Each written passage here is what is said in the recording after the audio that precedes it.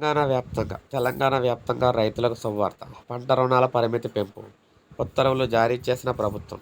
వచ్చే ఆర్థిక సంవత్సరం నుంచి వివిధ రకాల పంట రుణాల పరిమితి పెంచుతూ రాష్ట్రంలో బ్యాంకులకు ప్రభుత్వ ఉత్తర్వులు జారీ చేసింది.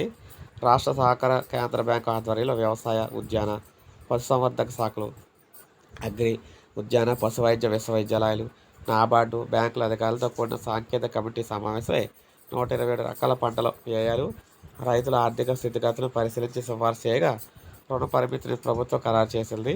దీనిపై ప్రజాపాలన ప్రగతి ప్రణాళికలో విస్తృతంగా ప్రచారం నిర్వహించాలని సూచించింది.